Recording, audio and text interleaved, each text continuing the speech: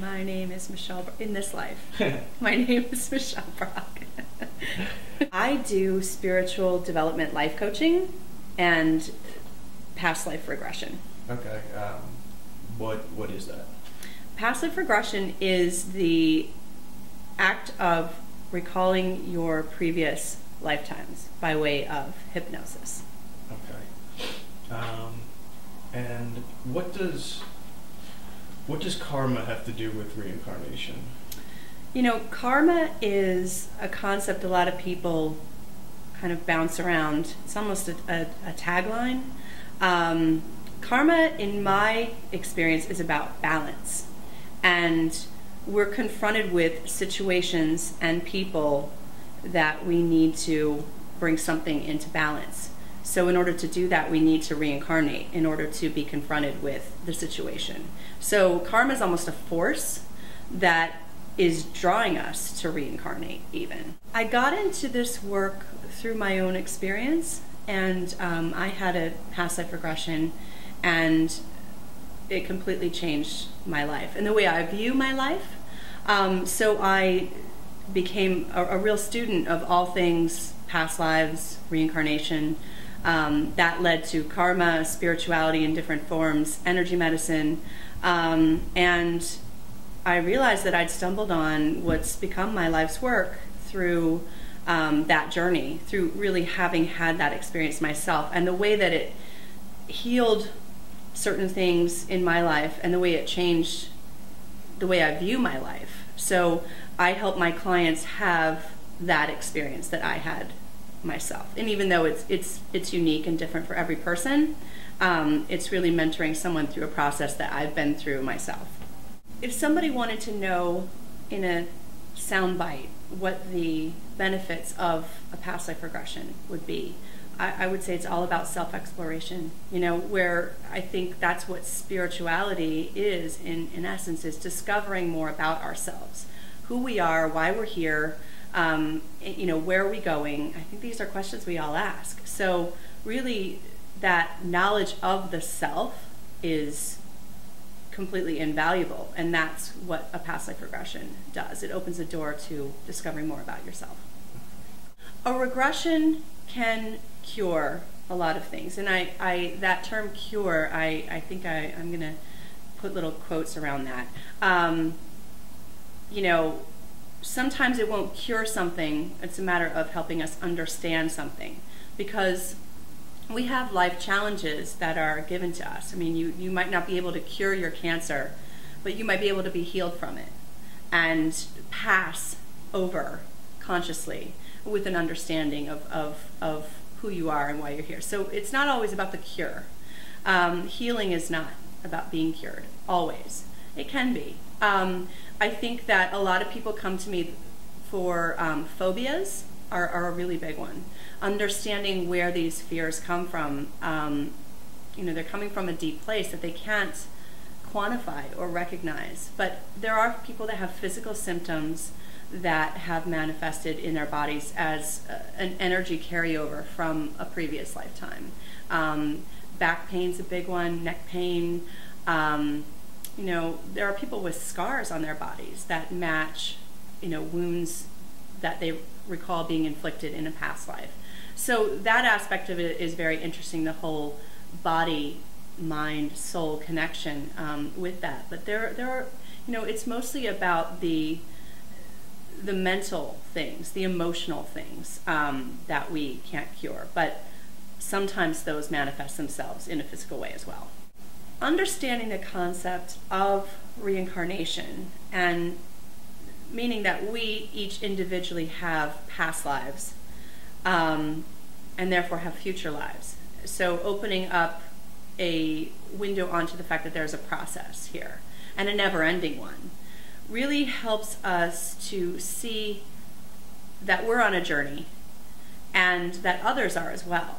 So when you talk about the world becoming a more peaceful place, I mean, we're talking about that sense of otherness that we have with other people, other cultures, that can be prejudice, even that sense of disconnection. We can really understand that we are connected in a very real way through this journey that we're on. We're all in this life thing together, and we all have made mistakes.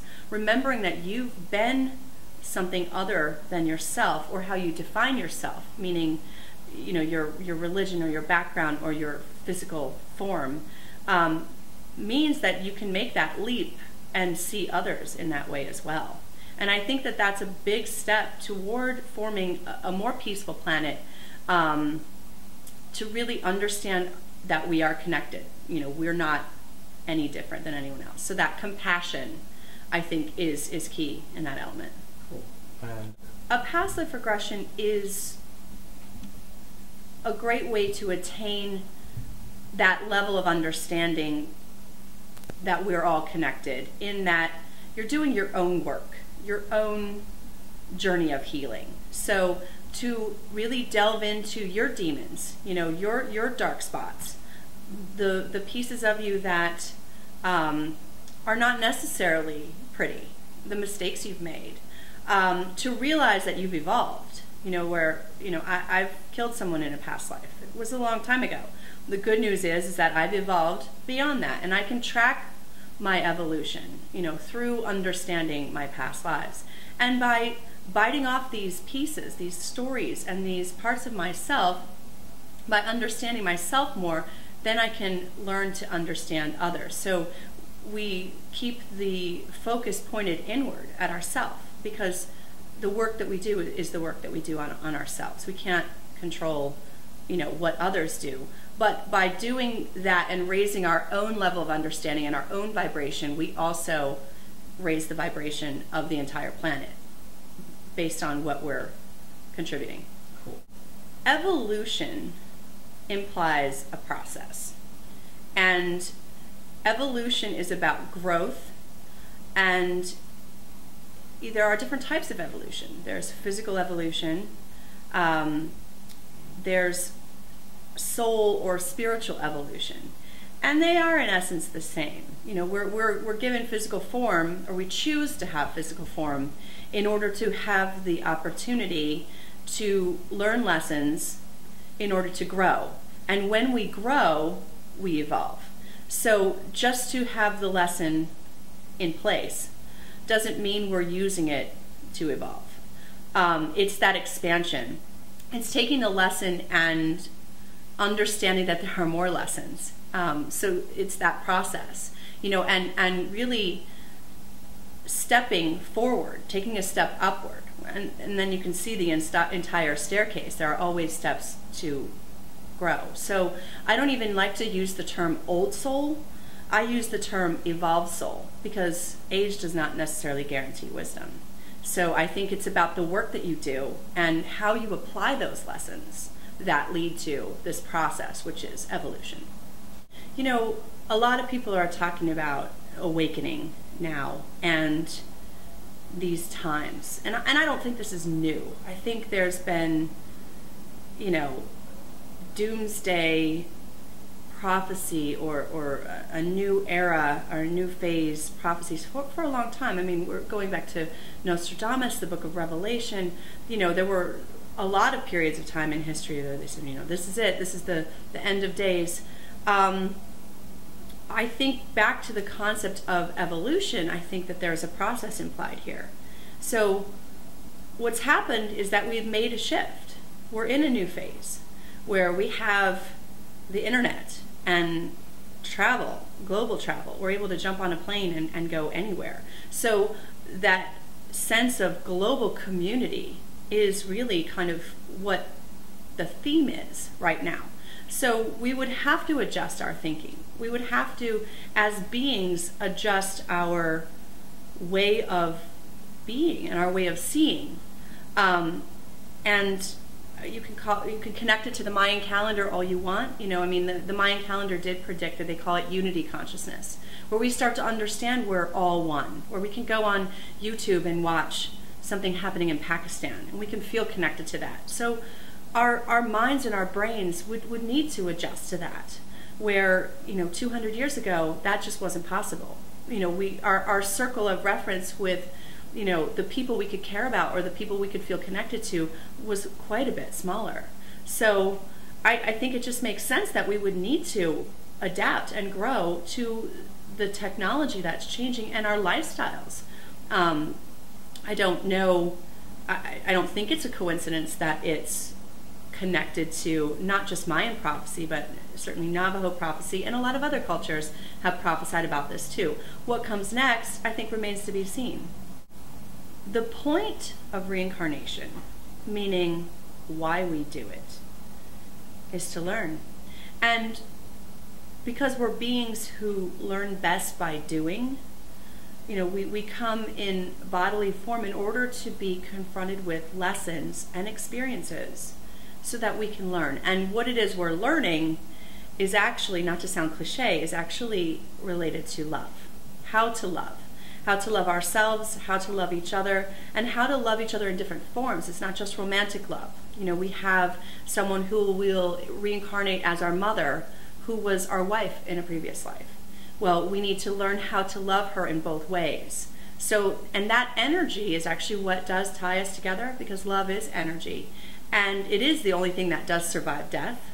And it's kind of a beautiful thing. It's a beautiful concept where we're learning how to be better beings. And the way we become better beings is through how we express our love for each other. Right. So past lives can be recalled spontaneously. And I use that term to mean that they just come. Everybody has their own unique, I call them ways of seeing. And, you know, we have our five senses. We have touch, smell, sight, you know, taste, hearing. But we also have what I call our extra senses, which is inner seeing, clairvoyance, inner knowing, which is clairsentience, inner hearing, clairaudience. People hear voices and sounds. So a lot of what I do is I teach people how to recognize their own unique inner way of seeing. And once you know how you're getting, and this is also, they're also psychic abilities. So I teach people that we're all psychic to varying degrees. Some of us are born, you know, with a little bit better sense of our inner world and our inner self, and are naturally more psychic. Some of us, you know, can learn to develop it. And the way you learn to develop it is by this self-inquiry, this self-work, becoming familiar with your own way of seeing, going through your dreams. Do you see your dreams? Do you hear things in your dreams? Do you sense things? So learning how you experience this extra information coming from your subconscious. But I believe the subconscious also represents this vast space, this infinite, you know, spiritual universe that's around us at all times. That actually the paradox is that we think that it exists outside of us when it's actually within us. And that's kind of a little bit of a deeper spiritual concept, but that's how I teach intuitive development as well. So psychic abilities, past lives, intuition, this is all becoming familiar with you and your inner world. So for me, when I recognize my past lives spontaneously, I'm very clairvoyant. I see things in my mind's eye. So sometimes I will, it's usually something that triggers it. Smells are a powerful memory trigger. Places, I've been to places that I've never been to in this life, that when I got there, it triggered, you know, things that I would see or things that I would know. People are a powerful trigger. You'll meet someone who's a soulmate. It can open up these memories that, you know, ancient reminiscence, that connection can stir something in you deeply. So by learning to recognize that and trust it, the hardest part is really with the trust. There's a man who's a renowned psychic medium, and he tells people that the difference between him and everyone else is that he trusts what he's seeing and what he's experiencing. So, and that takes time and it takes practice, and it's different for everyone. It's interesting. I mean, it's interesting how, you know, there's magic in the everyday. You know, it's literally people are looking for miracles where they're existing all around us at all times, synchronicities and people that we've known before, we've loved and lost, they're right in front of us. So a lot of that is just taking away this filter. And this is related to the awakening concept I was talking about, being aware of it and awakened to it, and living your life as an awakened being is a very different way. So you're experiencing this literally magic of the ordinary and of the everyday. It's a beautiful way to live. All of us are psychic. I believe that psychic abilities are innately human. And it's unique, almost like a thumbprint for every person as to how they experience it. So delving into this inner space, we're kind of stirring up that inner mind self, which I believe is the eternal soul, which is the part of us that does survive death and does reincarnate. So once we learn our soul, become familiar with our soul, almost like a mirror is being polished, we really, some people call this in like New Age spiritual circles, our authentic self. That's our authentic self. And when we become in alignment with our authentic self, meaning we're familiar with it, we know it, it's almost a stranger that we can get to know. So the more we're in alignment with that, the more the psychic stuff comes, these gut feelings, these intuitions, the dreams that come true and manifest later. That's how we know we're in alignment with our eternal nature, when that magic stuff happens. And some people get really enthralled with that. They get almost obsessed with it. It even addicted to it. Meditating all day because they just want things that they need to know. There's a balance, I think, without thinking that you're too special. Being psychic is not about being special. It's about being in alignment, because we're all psychic. So a lot of psychics who are naturally gifted psychics kind of market themselves as an authority somehow. What I do is I teach people that nobody can be your own authority except you. And nobody will know what's best for you and your life path better than you. So, you can go out and it can be valuable to go visit a psychic or a healer or someone who can tell you something that is profound, a piece that you were missing. But treat it like that, and then use your own intuition. Use, the things that you've seen. Get more familiar with that. And then, it's not about this psychic specialness, and it's just more about being an awakened being who is familiar with their authentic selves. Very cool. I'm just gonna... we've really kind of watered things down in our modern day, and this is like, the generation before us, kind of like the big 80s, like get to it quick, get results, and lost that soul and the essence of, the journey and really learning an art, and in that traditional way is really being returned. So it's almost like, all of the wisdom of the ancient people, like they already knew. We've just forgotten, and increasingly more and more, and gotten further and further away from like this truth that, indigenous people really had some things figured out about how to, live in harmony with the earth and in balance with themselves, so. And I think that we were talking about evolution. I think part of our evolution is trying to return to those traditions that are ancient. So maybe that's part of the circle of the Mayan calendar. We'll just go back to the beginning where things were, a little bit more evolved.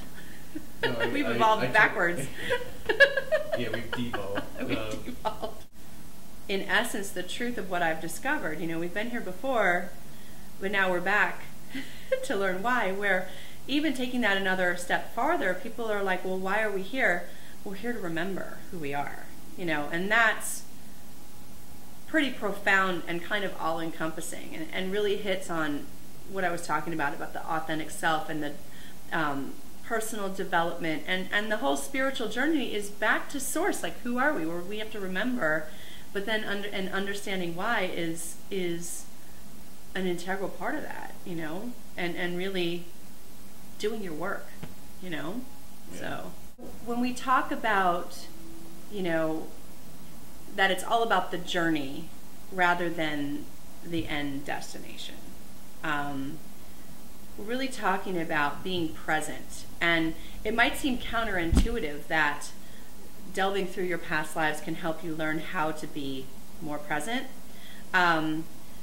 because we're going back to the past. So a lot of people are, well, you don't want to dwell on the past. No, we want to shed our past so that we can be here now, because it's really the moment we're in, not even the life we're in, the very moment we're in, and the future that that moment is creating that matters the most. So by understanding where we've been, we're understanding the things that are holding us back and the things that are obstacles to really being here now and being present. And so it is about the journey, in that it's where we're at right now in this present moment, and what we do with that matters. So arming ourselves with knowledge about our own crap, our own sticking points, the things that we need to work out, the things that we need to be honest with ourselves about, outdated belief systems, they need to go. And what that does is it informs where we're at. So that's the journey. The journey is really, you know, letting go constantly. Every moment that has been, that's gone, it is now gone, and shedding it. Some people dwell a lot on the past. Some people spend a lot of time thinking about the future, where the future is something we're actively creating in each moment. So if we're focused on the destination, I mean, what is the destination? The destination doesn't exist because we're scripting it, we're writing it in each passing moment.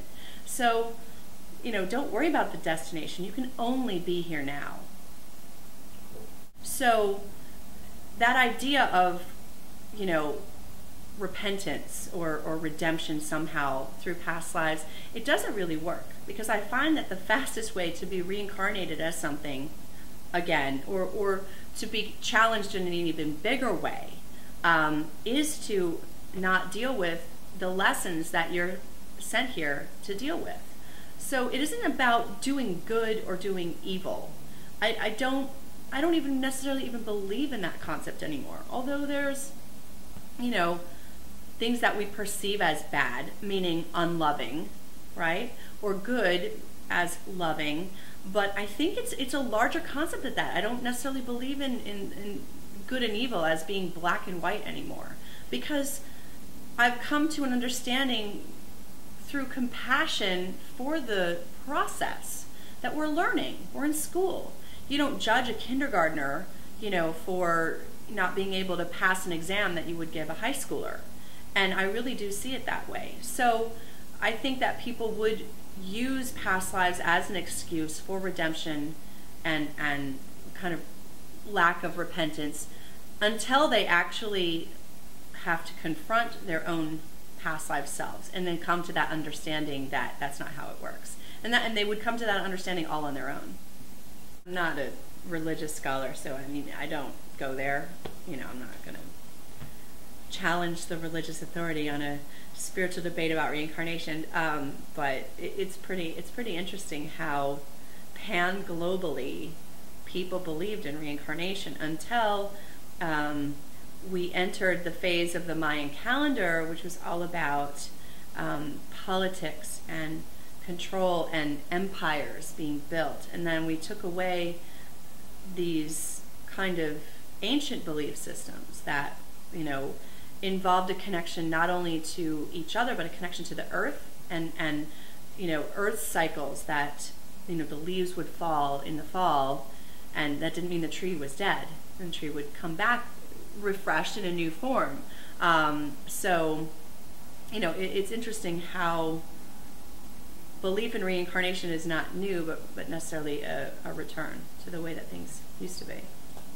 The question of whether or not the past life needs to be real in order to help them is kind of a multifaceted question, at least for me, because then that brings up the concept of truth. What is truth? You know, what might be true for you might not be true for me. You know, does this couch exist? I happen to believe it does. You know, getting as deep as we want to be, that is through my own personal perception. So what I do right away is I tell people, if you want it to be true, let it be true. It doesn't need to be true in order to help them, because it's coming from somewhere. It's coming from their inner selves. And your inner self is authentic. It's true. It's not going to lie to you. It's not going to mislead you. It's going to give you what you need for your journey. Do I happen to believe that they're past lives? I mean, I do. But, you know, proof is not the point, and truth is not a prerequisite for the experience being healing and being profound. I've found that belief is not necessary for the regression to work or for them to experience something from it. And actually, in my years doing this, it's actually been the people that come in, you know, with a little bit of healthy skepticism, even a little chip on their shoulder. I don't know if I believe in this at all. Well, great, they're in an open place, you know, without any preconceived ideas about what they're going to uncover. That's difficult. Someone who's read every book out there on reincarnation, they might come in with an idea of what the experience might look like or be like. So, you know, keeping an open mind is the most important part of success in getting there, because it's really being open. If you can have that open door, then you can move through it. And then building on that, you know, if you don't believe in it, you can start to create your own belief system through your experience. And I think that experience is a lot more powerful than belief. You create your own truth through experience. So they can say, I didn't believe in past lives, but I experienced XYZ. And let that be another step, another building block. Does it prove it definitively? I mean, I don't know. I don't know if we ever can definitively prove the existence of past lives. You know, if we can, I'm more than willing to work on it and try. You know, I don't think that that's the point. One of the most interesting things that I've discovered is that the soul is genderless. There is no sex to our souls. And it's interesting, pretty much across the board, it's been about 50-50 for people, whether they're a man or a woman in their past life. And that makes a lot of sense, because I believe that those experiences of being male and female are, in essence, quite different and you know, fundamentally unique. Different life paths, I think. So if we're here to learn, and we learn by doing, we have to try both and be all things. So over time, we reincarnate enough times that we begin to understand that, you know, our ego, our sense of self, who am I? You know, that I'm a woman. I understand that I happen to currently be in a physical form as a woman, but I understand that I am genderless, that I am all things. So that's another form of evolution for us to understand that who we are is much more than our bodies and our physical form and how we identify ourselves. Past life regression as a process has a real practical application for people who are dealing with issues surrounding death and grief and dying. Because I think that, you know, death is the great unknown. It's the great mystery, and it's the one thing in life that we can count on. But I think that there's a lot of fear about death, about that process. So, you know, yeah, it's about our past lives, you know, and the things that we did and the places we lived and the people we loved. But really, a past life regression is about experiencing your own death. And that's been an integral part of spiritual journey in general since ancient times. You know, many indigenous cultures, you know, as part of their spiritual training, they have you remember your deaths, relive your deaths in various ways. So really becoming friends with death and understanding death is, in essence, a cornerstone of finding any spiritual path. So remembering you've died before can help you understand, you know, the death that you will experience in this life and what lies beyond. When you're dealing with grief issues, meaning that you've lost someone that you love and you care about deeply, you know, to really remember that you've been with them before and therefore you'll be with them again, I think is incredibly healing. And it was for me that actually my own journey involved, you know, finding that truth with my own mother, who I lost at a very young age in this life. And, you know, remembering her in a past life made me realize that she does continue to exist, and I'll be with her again, and that my love for her will survive death.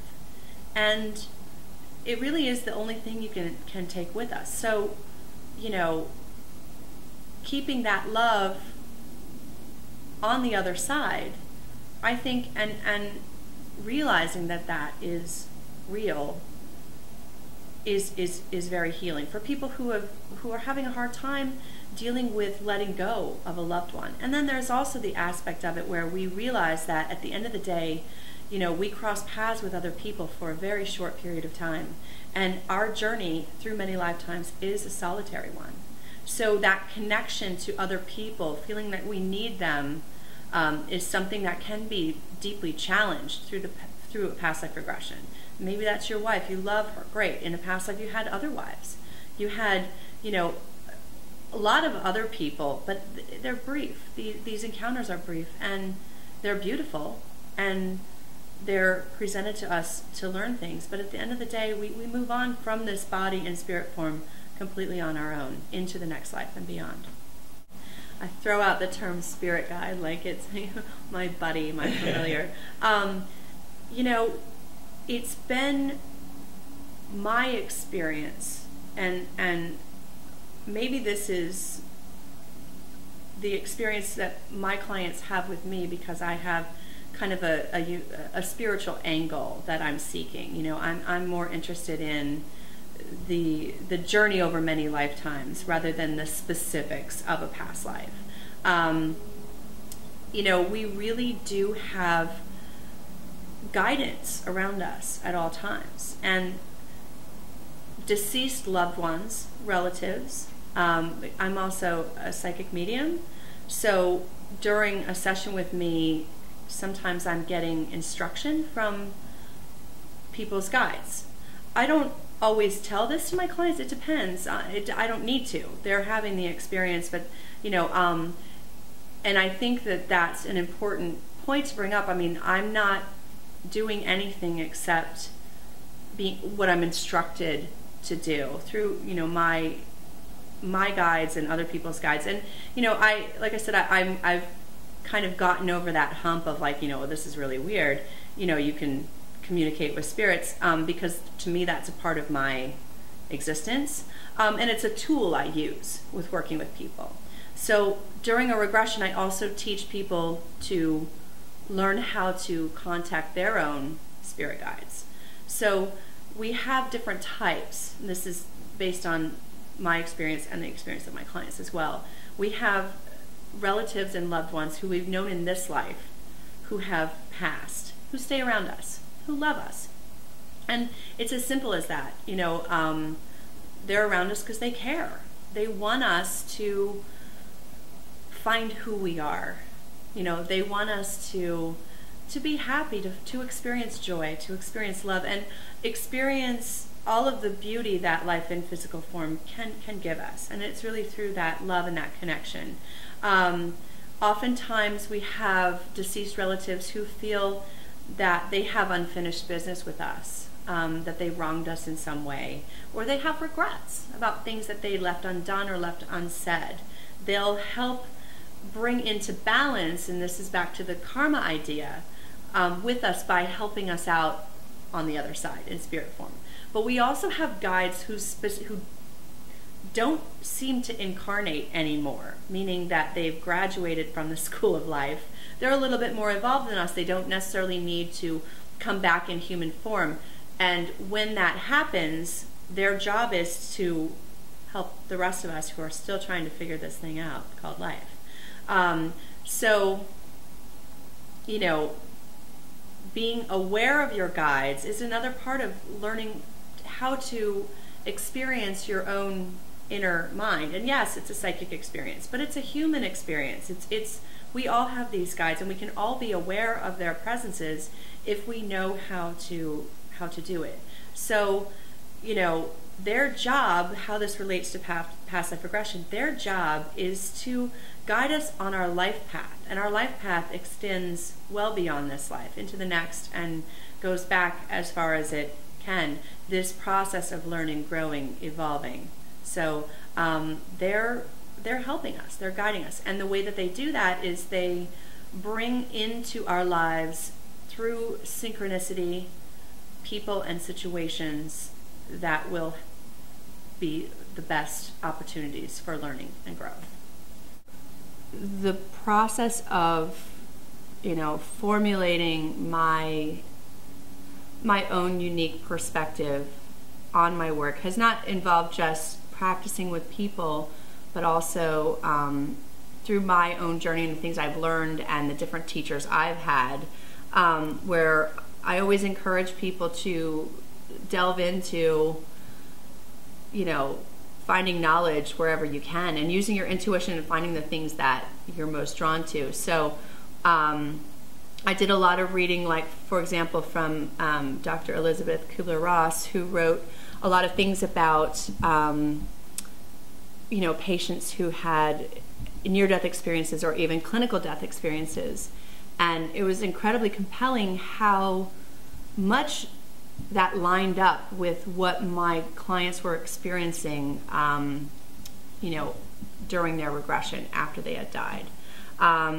So I also, too, Dr. Brian Weiss has several books. This is a book he wrote about soulmates, and it has a really profound lesson in it about destiny, that he was working with two different clients who were describing, in essence, each other in their past lives, and had a deep longing for, you know, a partner in this life and whatnot. And a few times he had tried to manipulate their meeting, and they ended up meeting on a plane, you know, when they were destined to. So, you know, this for me, I've found personally very inspiring, where, you know, you think that you know, timing wise what's best, and that there is a larger plan and a divine purpose that is, you know, slowly unfolding.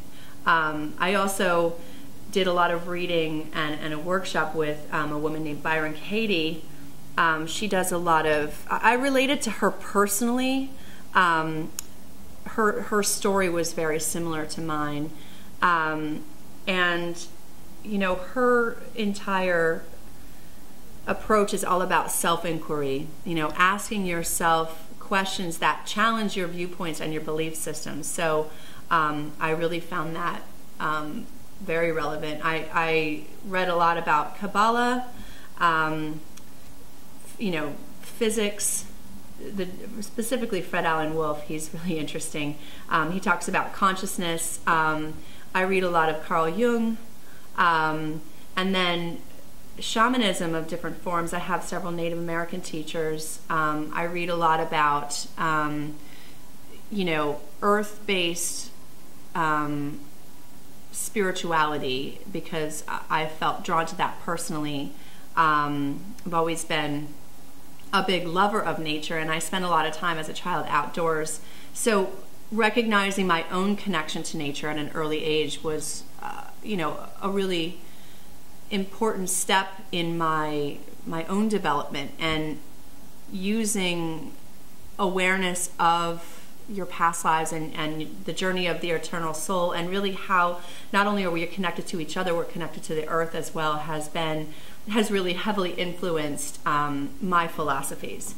And also Soul Retrieval, and this is a book by Alberto Villoldo, who he studied shamanism from the Inca tradition, and I did a lot of reading and work with him as well. I did not, and he runs a school called the Four Winds Society that I did not do, but Soul Retrieval, the premise behind it is that pieces of our soul become splintered off when we experience trauma, and we need to journey back to retrieve those pieces of ourselves in order to return them and to become whole.